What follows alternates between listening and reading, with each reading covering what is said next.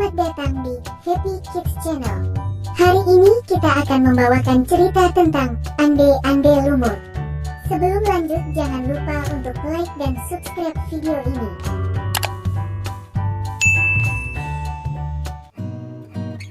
Cerita Ande-Ande Lumut dari Jawa Timur. Suatu ketika, kerajaan Jenggala diserang oleh musuh. Ketika perang semakin sengit, permaisuri raja yang bernama Putri Dewi Sekartaji melarikan diri dan bersembunyi ke sebuah desa yang jauh dari Jenggala. Untuk menjaga keselamatannya, ia menyamar sebagai gadis kampung. Dewi Sekartaji tinggal di tempat Nyai Intan. Nyai Intan adalah seorang kaya yang mempunyai 3 putri, yaitu Kelenteng Abang, Kelenteng Ijo, dan Kelenteng Biru. Oleh Nyai Intan, Dewi Sekartaji diangkat anak dan diberi nama Kelenteng Kuning.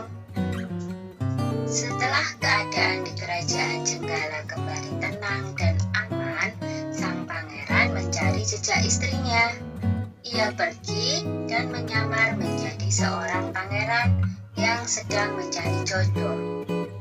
Panji Asmara Bangun menyamar dengan nama Ande-Ande Lumut, lalu membuat sayembara. Dalam waktu singkat, berita sayembara itu tersebar jauh hingga ke desa si Kelenteng Kuning. Kelenteng Abang, Ijo, dan Biru mendengar kabar sayembara itu. Mereka sangat senang dan ingin mengikuti sayembara itu. Kita harus berhias agar terlihat cantik dan memikat sang pangeran, kata Kelenteng Abang. Benar sekali, kita akan memakai pakaian dan perhiasan yang paling bagus, kata Kelenteng Ijo. Hei Kelenteng Kuning, kamu tidak usah ikut sayembara ini, karena kamu tidak pantas mendapatkan pangeran. Lebih baik kamu mencuci baju di sungai, perintah Kelenteng Abang sinis. Ketika Kelenteng Kuning sedang mencuci di sungai, tiba-tiba seekor burung bango datang menghampirinya. Anehnya, burung itu bisa berbicara dan kedua kakinya menggenggam sebuah cambuk. Wahai Tuan Putri, pergilah ke desa Dadapan mengikuti sayembara itu. Di sana Tuan Putri akan bertemu dengan Panji Asmara Bangun. Bawalah cambuk ini, siapa tahu nanti dibutuhkan, ujar sang bango sambil meletakkan cambuk itu di atas batu. Burung bango itu lalu terbang ke angkasa dan menghilang sebelum Kelenteng Kuning menjawabnya. Kemudian Kelenteng Kuning kembali ke rumah dan berangkat menuju desa Dadapan. Sementara itu, di tepi sungai Bengawan Solo, ketika saudara dan ibu angkatnya bingung karena harus menyeberangi sungai, tetapi tidak ada perahu. Bagaimana cara kita menyeberang, Bu? Tanya Kelenteng Ijo dan saudarinya. Lalu mereka melihat seekor kepiting raksasa. Kepiting itu adalah Yuyu Kangkang, utusan Ande-Ande Lumut.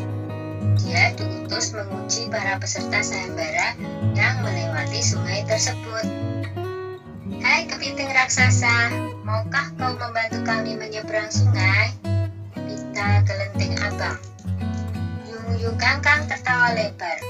Hahaha, aku akan membantu kalian, tapi ada syaratnya, kata dia. Apapun syaratnya, kami bersedia. Yang penting kami bisa menyeberang, jawab Kelenteng Abang. Kalian harus menciumku, kata Yuyu Kangkang. Dan mereka pun bersedia memenuhi syarat si Yuyu Kangkang. Kelenteng Kuning tiba di pinggir sungai. Yuyu Kangkang mengajukan syarat yang sama, tetapi Kelenteng Kuning menolak. Dia tak ingin mengkhianati suaminya. Berkali-kali Kelenteng Kuning memohon, tetapi Yuyu Kangkang tetap menolak.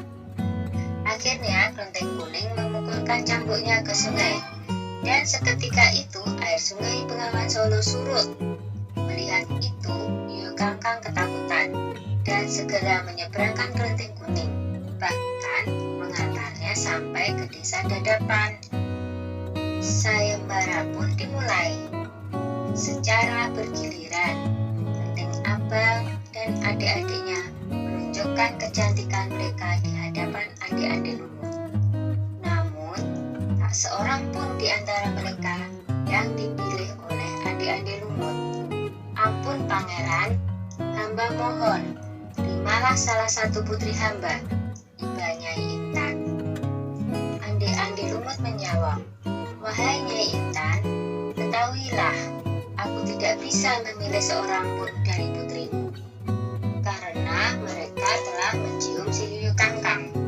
Sambil menunjuk kelenteng kuning, pangeran melanjutkan, aku memilih gadis ini karena dia telah lulus ujian, tidak mau mencium si Yuyu Kangkang.